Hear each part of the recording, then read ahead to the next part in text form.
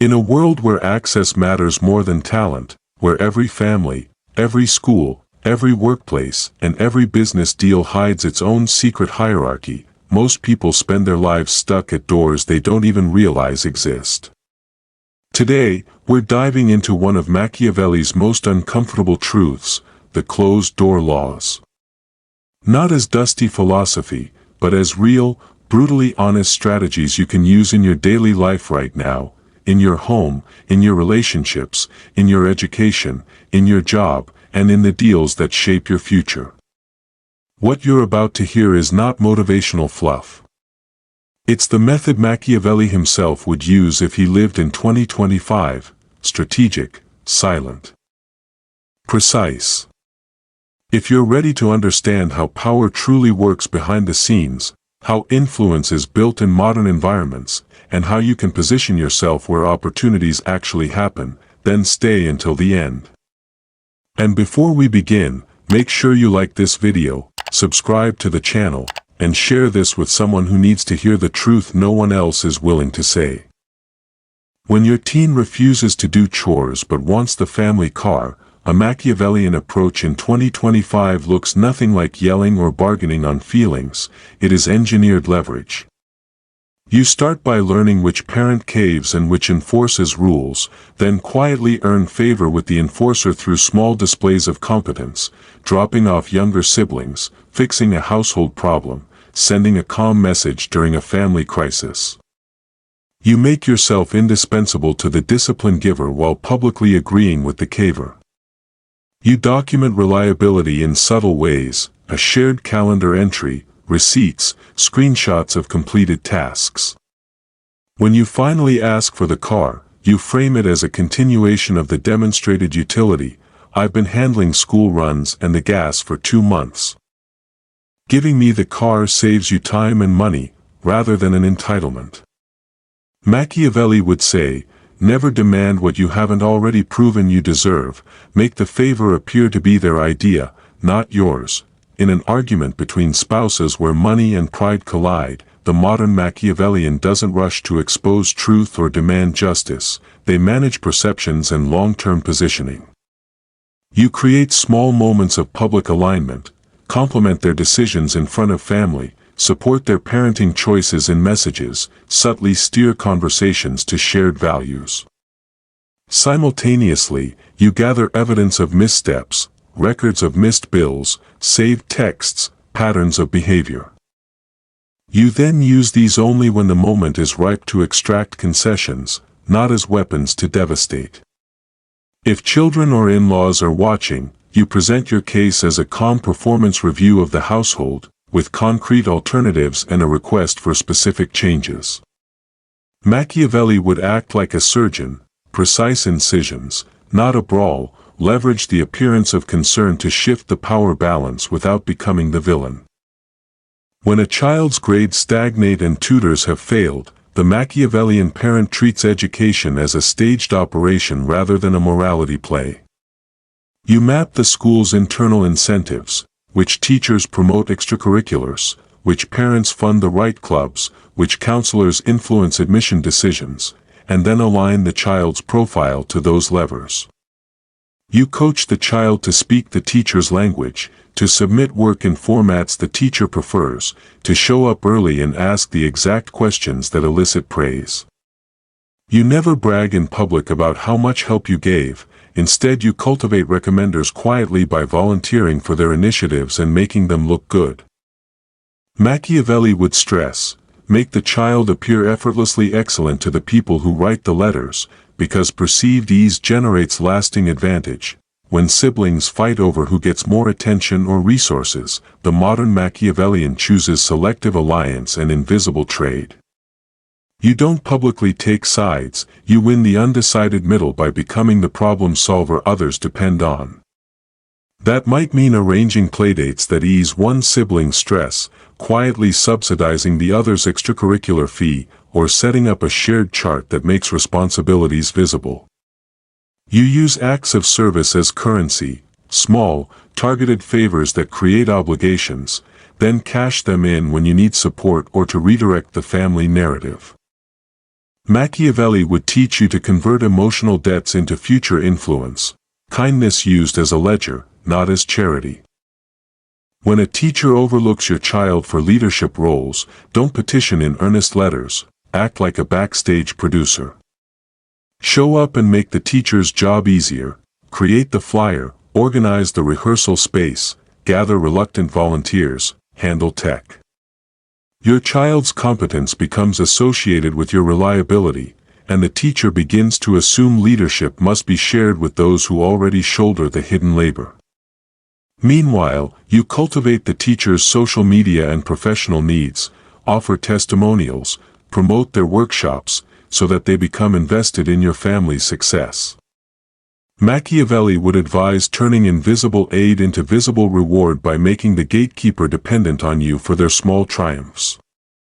In a workplace where promotions seem to go to the loudest instead of the most productive, infiltrating the inner circle is a quiet, continuous operation. You identify who really controls decisions, not just titles but the people who gossip in private, who set meeting agendas, who choose which deliverables get showcased to executives.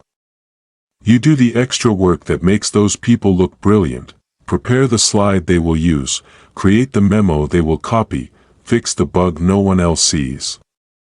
You document your contributions without fanfare and make them easy to claim, leave the file in their inbox, place the solution in their hands. Machiavelli would say, attach your competence to their reputation so that promoting you becomes an act of self-preservation for them. When facing a performance review where a colleague is angling against you, act like a chess player, not a soldier. You privately ask the reviewer what metrics they will value, then deliver on those metrics in the weeks before the review with visible, attributable wins. Simultaneously, you quietly build advocates in other departments who can vouch for cross-functional impact. Avoid publicly denouncing the colleague, instead, create a narrative where your work naturally stands out in multiple contexts. Machiavelli's method: eliminate surprise by preempting the review with controlled evidence and soft social proof that makes resistance costly, if a manager imposes impossible expectations. Use selective compliance and strategic escalation. Meet the core demands slowly and visibly but refuse subtasks that drain you without pay by documenting required resources in a neutral email chain. Offer alternative solutions that make the manager's life easier, a reprioritized plan that still meets goals but counts time and cost honestly. Concurrently, cultivate internal champions. Share a concise, professionally formatted update with a higher-up who appreciates clarity. Machiavelli would not openly defy authority, he would reframe the narrative so the manager looks effective even while your boundary protects your capacity. When your startup partner wants to dilute your equity in a round, the contemporary Machiavellian prepares before conversations turn hostile. You quietly secure relationships with key investors and advisors who respect your operational role, you create transparent milestones tied to valuation, you document past performance and future pipelines in a crisp deck that leaves little room for emotion. In negotiations, you lead with data and options rather than accusations, offering swap structures that reward contribution rather than entitlement. If pushed, you use the threat of walking, backed by real alternatives, as leverage. Machiavelli would calculate the cost of exit versus control and choose the path that maximizes future bargaining power. When a child is being socially ostracized, don't solve it by speeches about kindness, engineer social dynamics. Discover who is central to the group's social graph and provide that kid with something they need, a study guide, a ride, inside information about a trend. Teach your child small scripts to use in conversation that make them appear useful and non-threatening, two-word compliments, an easy joke, an offer to share notes. You orchestrate micro-interactions that reposition your child from outsider to contributor. Machiavelli's advice: influence the connectors, not the crowd. Social capital flows through nodes, not morals. In family business disputes where cousins jockey for control, modern Machiavellians turn governance into a currency. Draft clear, neutral documents that define roles, decision-making thresholds, and compensation. Present them as tools to prevent external scrutiny rather than as assaults on anyone's pride. Use neutral third parties, accountants, HR consultants, trusted lawyers, to legitimize structures so that hostility appears unreasonable. If someone resists, frame their pushback as a risk to reputation or to future investment. Machiavelli would recommend depersonalizing conflict so that the only metric left is survival and growth, which is easier to agree on when a boss takes credit for your idea in a meeting. You don't explode, you expand. Send a follow-up email that thanks the boss and then outlines the next steps, copying stakeholders and attaching the supporting work you produced. Publicly position your contribution as an enabler of the team's success rather than a stolen triumph. Over time, consistently produce the enabling work and let others cite it. The habit builds a paper trail. Machiavelli would counsel, convert theft into visibility by creating receipts that make the crediting of future work inevitable. If you're a teacher whose reputation is threatened by poor performance metrics, the Machiavellian playbook is to engineer small, visible wins that align with administrative incentives. Create a few high-impact projects that produce quantifiable improvement, invite parents to observe, and share results in the principal's inbox as a tidy report. Simultaneously, cultivate alumni and parent advocates who can praise your class publicly. When criticism arrives, present a documented improvement plan with evidence of community support. Machiavelli would say, reputation is a ledger of demonstrable wins, write entries that others cannot easily erase, when an investor pressures you to pivot away from your vision. The modern Machiavellian doesn't refuse outright, they negotiate reprieve through staged experiments. Propose a limited trial that protects your core IP, show measurable KPIs within an agreed timeframe, and attach milestones to cash tranches. While the trial runs, quietly strengthen alternative funding lines so that your negotiating power increases. Machiavelli would treat the investor not as an adversary to be beaten in argument but as a resource to be managed, offer them constrained wins while keeping your long-term map intact. When family arguments over eldercare erupt, practical Machiavellianism looks like contingency planning framed as compassion. Propose specific, phased options that offload the emotional burden, a weekly care schedule with paid help. A rotating family fund, documented medical directives. Make the plan simple enough that saying no feels like denying the elder's dignity. Secure small public commitments from relatives first, a text or calendar RSVP, that you can later use to enforce participation. Machiavelli would advise transforming moral debates into logistical decisions that require follow-through rather than rhetoric.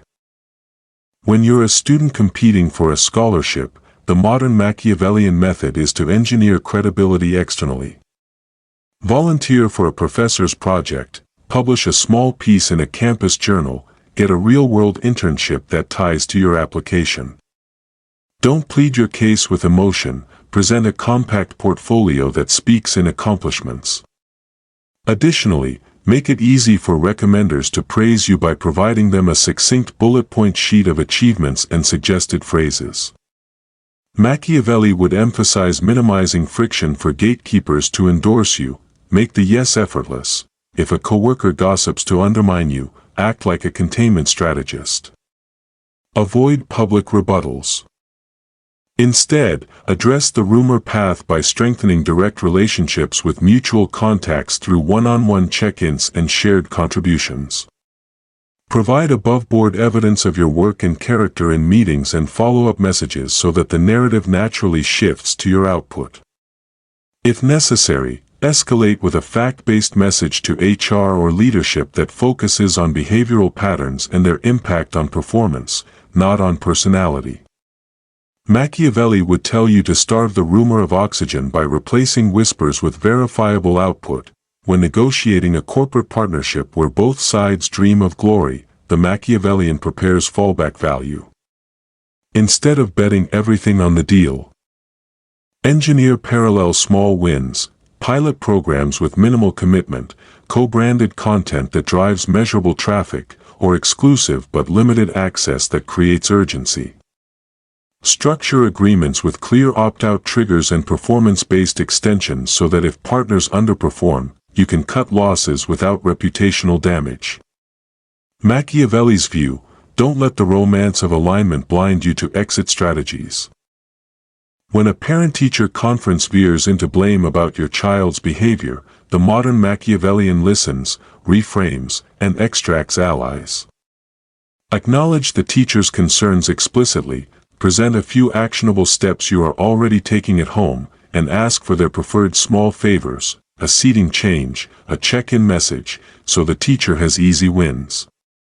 Simultaneously, build rapport with other parents quietly so you have a network that corroborates your approach. Machiavelli would instruct: convert criticism into collaboration by giving gatekeepers small, face-saving victories that align with your child's improvement, when a business client suddenly demands scope changes that threaten margins. The Machiavellian response is contractual cleverness and staged concessions.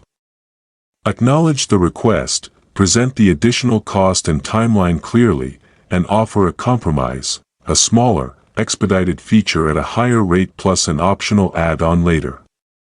Frame the compromise as a premium service that maintains their pace while protecting your profitability. Machiavelli would insist on preserving leverage by never conceding without receiving something of equal or greater strategic value. When workplace culture is toxic but the job pays well, the Machiavellian calculates time as currency. You perform to the metrics that secure your paycheck while quietly building exits. Network on LinkedIn with decision-makers in better teams. Take high-visibility projects that build your resume and save a financial buffer. Publicly, you adopt neutral professionalism, polite, efficient, non-committal, so you are not burned by office drama. Machiavelli would say the goal is to extract maximum benefit while minimizing vulnerability, then move decisively when a superior opportunity appears. If you've made it this far, you already understand that life's most important doors don't open because you earn them, they open because you learn how the people behind them think. Machiavelli's closed-door laws aren't about manipulation. They're about awareness, understanding how family dynamics shape power, how schools reward perception over struggle, how workplaces promote familiarity over talent, and how business deals depend on leverage more than honesty. Today's world is a battlefield of quiet decisions, subtle alliances, and opportunities disguised as obligations. And now you know how to navigate them. If this breakdown opened your eyes, then do not leave without taking action. Hit the like button, subscribe for more brutally honest Machiavellian insights, and share this video with someone who's still stuck knocking on locked doors. Your support tells the algorithm, and the elite, that you're ready for bigger, sharper truths. Let's keep going.